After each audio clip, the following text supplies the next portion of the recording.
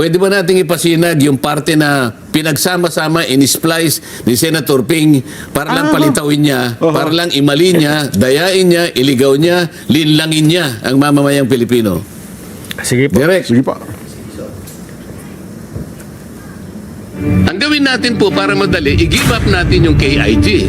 Ang nag-govern pa rin yung international law. So atin yung Kalayaan Island Group. Meron po tayong mga isla na occupied natin ngayon. Ito yung Kalayaan Island Group. Ngunit, they are way beyond our EEZ. Wala doon sa limit ng ating exclusive economic zone. Being a member of the armed forces, our seas, our rights, and our future, and we just stick to what is legally ours, what is stated in our law, sir. I'd like to congratulate you for responding very well to the questions of the Honorable Marcoleta. Nakita nyo? Nakita ninyo? Oo. Samantalang nung tinatanong ko siya, alam mo ba, Kapitan, na yung mga ibang features na ino-occupy natin ay labas sa ating exclusive economy. Hindi siya sumagot. Opo. Hindi na kaya sabi ko, huwag kang mahihiya. Be honest, Kapitan. Wala sila kako sa loob ng ating exclusive economic zone. Pero sinabi ko nga, I will not take it against you. Opo. Ngayon, ang tinanong ko uli, yung nga sinasabi ko, anong political gain, anong economic interest ang ating makukuha kung papayagan natin si Commodore Tariela na hiyain sa magitan ng mga caricatures ang mga heads of state ng ibang bansa. Sinabi niya, we will fight for... doon niya pinasok yun. So pinagsama-sama po niya, para sa ganoon, akala mo, pinagigibab ko, sumagot, ilalaban po namin yan, kinongratulate naman niya, nakita niyo kung paano niyo pinagsama-sama?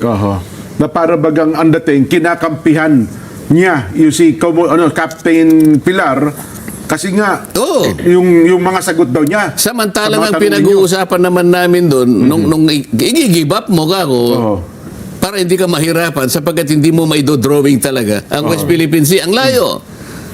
So, gusto ko siyang tulungan sa kanyang paghihirap na sagutin na talagang kung nga yung mga Namria, hirap na hirap siya pa kaya. Yung kapitan. Talagang hindi mo ako magagawa. Para magawa mo yan, para makumpleto mo yan, you give up your KIG. Doon niya kinuha yun. Pagkatapos naglabas siya ng marami pang mga pagpapahayag. Hindi ko lang naibigay kayo, pero babasahin ko. Kasi feeling niya, Sen, mukhang Ito, pakikita ko, gawa niya ito. Sa kanya galing ito, babasahin ko lang.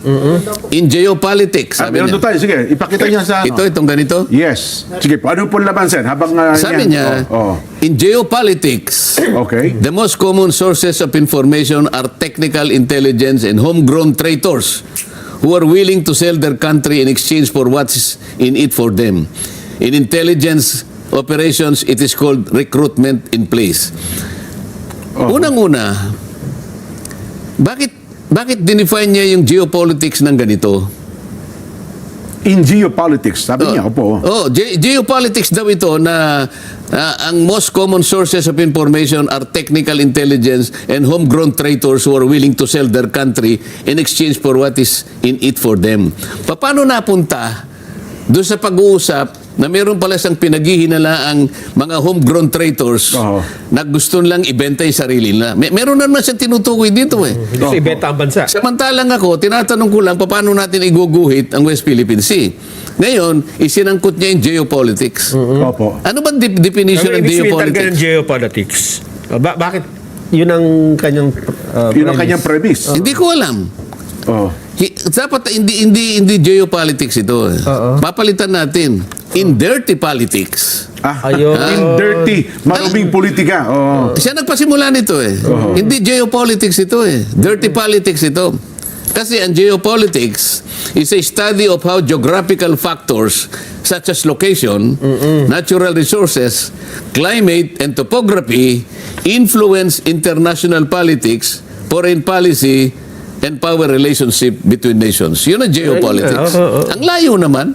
I-define niya sa pagkuha ng mga impormasyon, nag-i-involve ng mga traitors, homegrown traitors, ewan ko kung sino na naman ang kanyang tinutukoy. Pinatutungkulan na naman siya. Mahilig siya sa ganito eh.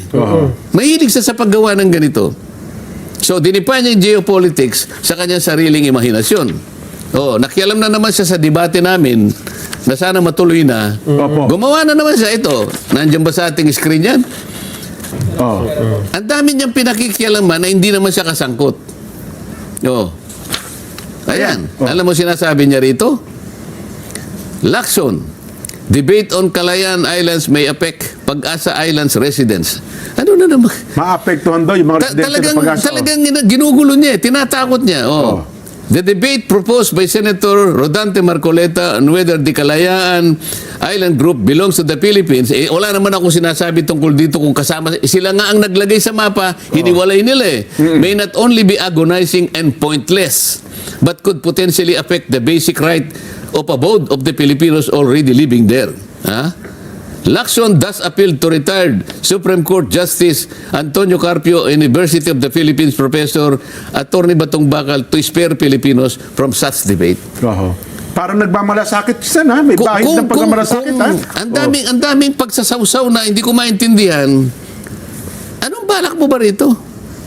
Kaya nga tanong ko sa inyo kanina, Okay. yung dalawang tanong sa isang kadete sa paggabay at sa pamagitan ng dalawang pagtatanong. Do I intend to deceive? Do I intend to gain undue advantage? Dapat palang isasagot mo rito ay hindi. Okay. Opo. Para ikaw ay ituring na honorable. Masasagot niya ba ng no itong ginagawa niyang ito? Oho. PMA ito Philippine Military Academy. Dalawang tanong ang gagabay sa isang kadete. Opo. Bakit niya, ito tinatanong ko sa kanya, ba't niya ginagawa ito? Ito pa, sa Twitter, X, an earnest appeal to Justice Antonio Carpio and Attorney J. Batong Bakal. Let's spare our country, especially our kababayans from Barangay Pag-asa, KIG, Palawan, from the agony of another pointless debate that might put into question their basic right of abode. Paano ayaw ba niya na malaman nila na puro mali ang kanilang pinagsasabi? Ito yung kaniyang gustong pagtakpan eh.